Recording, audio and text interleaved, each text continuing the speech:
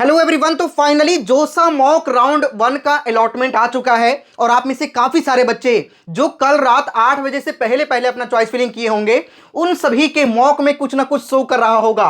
और सबसे खुशी वाली बात यह है कि मेरे काउंसलिंग सपोर्ट में जितने बच्चे जुड़े हुए थे मैक्सिमम बच्चों को मॉक में अलॉटमेंट हुआ है। मैं आपको कुछ एग्जाम्पल भी दिखाना चाहूंगा।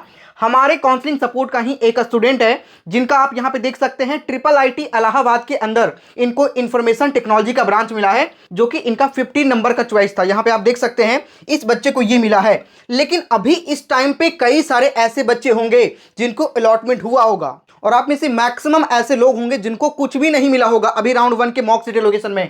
तो देखो आपको क्या करना चाहिए, जिनको अलॉटमेंट हुआ है उनको क्या करना चाहिए, क्या सेम जो मॉक में अलॉटमेंट हुआ है क्या वही आपके एक्चुअल अलॉटमेंट में भी आएगा, ये हम समझेंगे। और दूसरा, जिनका अभी तक अलॉटमेंट नहीं हुआ है उनको क्या करना चाहिए, उसके अलावा बहुत सारी बातें आज के इस वीडियो में करेंगे। आप सभी को पता है कि आपके रजिस्ट्रेशन और चॉइस फिलिंग करने का लास्ट डेट 11 जून यानी कि 11 जून है। अभी भी अगर आपके चॉइस फिलिंग में कोई भी गलती है तो आप करेक्शन कर सकते हैं। अभी भी आपके पास टाइम है, अपने चॉइसेस को ऊपर नीचे कर सकते हैं, उसमें करेक्शन कर सकते हैं। ये मॉक अलॉटमेंट का मतलब ये होता है कि अब तक जितने बच्चों ने चॉइस को फिल किया, जैसे मान के चलें टोटल 10 लाख बच्चे पार्टिसिपेट करने वाले हैं, लेकिन अब तक 5 लाख बच्चों ने पार्टिसिपेट किया और उनमें से उन्होंने कुछ चॉइस फिलिंग को किया होगा। तो उनमें से अब तक जितने बच्चों ने चॉइसेस को फिल किया है उसमें से आप कहां पे एग्जिस्ट करते हैं, उसमें से आपको क्या कुछ मिल रहा है, ये होता है मॉक सीट एलोकेशन। ये आपका एक्चुअल एलोकेशन नहीं होता है। कुछ बच्चों का देखो ये वाला डाउट मैं सबसे पहले क्लियर कर देता हूं कि क्या जो मॉक सीट में जो सीट मिला है क्या वही आपको एक्चुअल में अलॉटमेंट होगा। तो देखो ये हो भी सकता है और ये नहीं भी हो सकता है, क्योंकि अभी तक भी सारे बच्चों ने चॉइस फिलिंग नहीं किया है। तो सब सारा बच्चा चॉइस फिलिंग करेगा तो ऑब्वियस सी बात है कंपटीशन और बढ़ेगा। लेकिन ज्यादातर मामले में ये होता है कि जो आपको मॉक में मिला है वो सीट या फिर उससे थोड़ा सा नीचे वाला जो प्रेफरेंस है वो आपको मिल ही जाता है। कैसे क्या कुछ होता है सारी बातें समझेंगे। वीडियो बहुत इंपॉर्टेंट होगा, पूरी ध्यान से आप लोग देखिएगा। लेकिन उससे पहले उन बच्चों के बारे में बात कर ले जिनको कुछ भी अलॉटमेंट नहीं हुआ है। देखो ये आपका इंडिकेशन है, अगर अभी तक जितने बच्चों ने चॉइस फिलिंग किया है अगर उसमें भी आपको कुछ नहीं मिल रहा है तो हो सकता है कि आपने जो चॉइस फिलिंग किया उसमें कहीं ना कहीं गलती है। चॉइस फिलिंग में गलती इन द सेंस कि आपको आपके रैंक पे जो कॉलेज मिल सकती है आपने उस कॉलेज को फिल किया ही नहीं, या फिर उस कॉलेज के उस ब्रांच को फिल किया ही नहीं। और ये बहुत बड़ी गलती है। बहुत सारे बच्चे को सिर्फ इतना पता होता है सीएसई लेना है, आईटी लेना है या फिर सीएसई का स्पेशलाइजेशन, और लास्ट तक वो ईसीई यानी कि इलेक्ट्रॉनिक्स एंड कम्युनिकेशन तक जाते हैं, लेकिन उनका रैंक उस अकॉर्डिंग होता ही नहीं है। या फिर अगर आपके रैंक ज्यादा है और ये सारे ब्रांचेज आपको जहां पे मिल सकता है आपने वो फिल किया ही नहीं है। इसीलिए मैं आपको बताना चाहूंगा कि आप इस काउंसलिंग सपोर्ट में जरूर इनरोल करिए। 11 तारीख लास्ट डेट है आप सभी के रजिस्ट्रेशन और चॉइस फिलिंग करने का। अभी भी आपके पास टाइम है। आपने अगर चॉइस फिलिंग किया है तो आप चॉइस फिलिंग को रिव्यू भी करवा सकते हैं, और अगर नहीं किया है तो आप इस काउंसलिंग सपोर्ट में जैसे ही जुड़ेंगे आपके रैंक पे आपका बेस्ट चॉइस फिलिंग आपको करके दिया जाएगा। आपकी रैंक पे जो आपको मिल सकती है, मतलब जो हम चॉइस फिलिंग करके देने वाले हैं उसी के अंदर से आपको मिलेगा, जिसके लिए हमारे पास 25 एक्सपर्ट लोगों की पूरी टीम है और लगातार काम चल रहा है पिछले 7-8 दिनों से।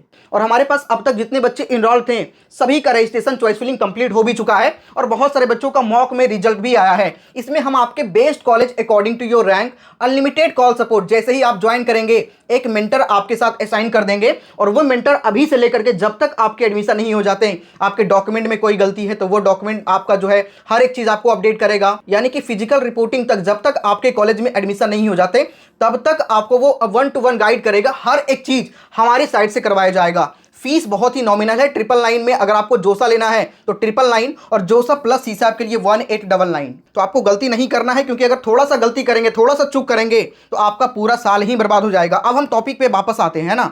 एक एग्जांपल यहां पर हम लेकर के समझते हैं। जैसे मान के चले 2 स्टूडेंट है, ठीक है, और दोनों ने टोटल 50-50 चॉइसेस को फिल किया। हालांकि आपको 50 चॉइस फिल नहीं करना चाहिए। अगर आपने जेईई मेन दिया है तो आपके पास लगभग 600 से ज्यादा ऑप्शन से चूज करने के लिए, तो कम से कम 200 से लेकर के 300 चॉइस फिलिंग को तो आपको फिल करना ही चाहिए मिनिमम। तो एक बच्चा ये है और दूसरा बच्चा ये है, ठीक है, इन्होंने भी मतलब 50 चॉइस फिलिंग को किया है, मान के चलो, ठीक है, 50 प्रीफरेंस को इन्होंने फिल किया और इनका रैंक 20,000 है, ठीक है, और इनका रैंक 50,000 है।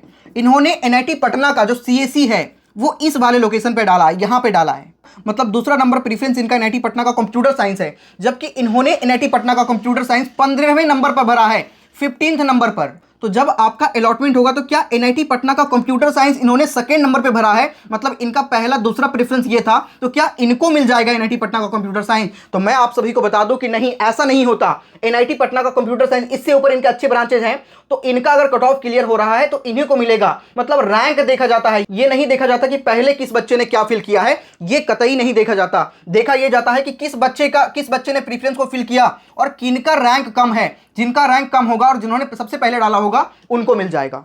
अगला डाउट बच्चों का ये रहता है, जैसे आपने चॉइस फिलिंग को किया, ठीक है, टोटल 50 प्रीफरेंस आपका फिल किया हुआ, यहां पे हम मान के चले ये टोटल 1 से लेकर के टोटल 50 प्रीफरेंस आपने फिल कर दिया, और यहां पर आपको 10th नंबर का प्रीफरेंस अलॉटमेंट होता है राउंड 1 में, ठीक है, जो 10वें नंबर पर आपने फिल किया वो अलॉटमेंट आपका होता है। तो नेक्स्ट राउंड में अगर आप स्लाइड या फिर फ्लोट करते हैं तो उस कंडीशन में आप क्या ऊपर जाएंगे या फिर नीचे भी आ सकते हैं। तो मैं आप सभी को बता दूं, प्रेफरेंस का मतलब ये होता है कि ये वाला सबसे जो नीचे आपने डाला है वो सबसे लोअर लेवल का आपका प्रेफरेंस है, और जैसे जैसे आप ऊपर बढ़ेंगे, मतलब इससे बेटर कॉलेज ये है, इससे बेटर कॉलेज या फिर ब्रांच ये है, और इससे बेटर ये है, इससे बेटर ये है, इस तरीके से आपका सीक्वेंस फिल होता है, और जो सबसे ऊपर है वो सबसे बेटर है। तो मतलब 10 नंबर का प्रेफरेंस अगर आपको मिला और आप स्लाइड या फिर फ्लोट करते हैं तो उस कंडीशन में आप नीचे नहीं आएंगे, नीचे वाला पूरा कट हो जाएगा। जहां पे आपको मिल गया अब इससे ऊपर ही मिलेगा, इससे नीचे नहीं आ सकता।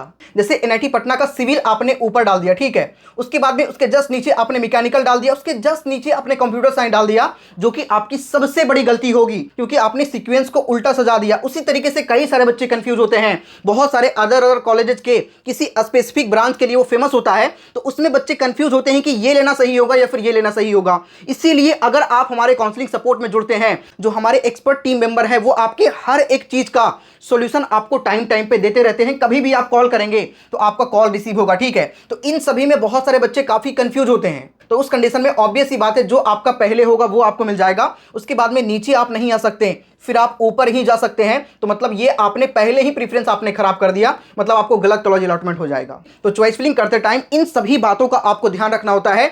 अभी भी आपके पास टाइम है, आप अपने चॉइसेस में करेक्शन कर सकते हैं, और जिन्होंने अभी तक चॉइस फिलिंग नहीं किया या फिर किया है कोई गड़बड़ी है, उनको अलॉटमेंट नहीं हुआ, अपने चॉइस फिलिंग को रिव्यू करवाना चाहते हैं और हमारे साइड से जो चॉइस फिलिंग आपको मिलेगा आप नीचे उसको ऐड कर दीजिएगा। जो आपने ऊपर किया वो सारे वैसे कॉलेजेस को किया जो आपको नहीं मिल सकता है। बहुत सारे बच्चे इस बात को मानने से इनकार कर देते हैं और खुद से 15-20 चॉइसेस को फिल कर देते हैं जो उनके रैंक पे उनको मिल ही नहीं सकता है। तो लास्ट में ये होता है कि उनको कुछ भी नहीं मिलता है ना।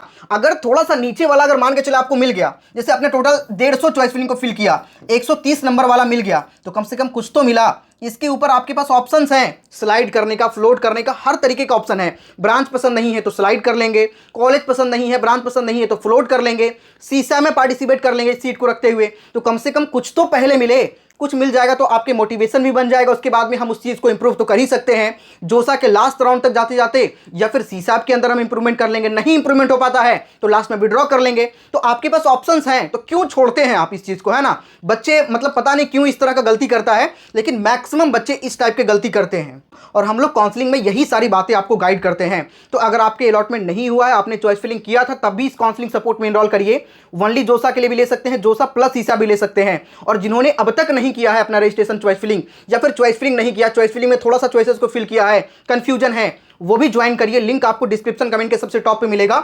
जैसे ही आप ज्वाइन करेंगे 1 से 2 घंटे के अंदर हमारी टीम आपसे कनेक्ट कर लेंगे, और सेम डे पे आपका चॉइस फिलिंग रिव्यू भी हो जाएगा, और जिन्होंने नहीं किया उनका करवा भी दिया जाएगा 5 से 6 घंटे के अंदर, ठीक है। तो जल्दी से इनरोल करिए। इनरोल करने का लिंक आपको डिस्क्रिप्शन कमेंट के सबसे टॉप पे दिया गया है। मिलते हैं जैसे ही आप इनरोल करते हैं, 1 से 2 घंटे के अंदर हमारी टीम आपसे कॉन्टेक्ट कर लेगी। तब तक के लिए जय हिंद।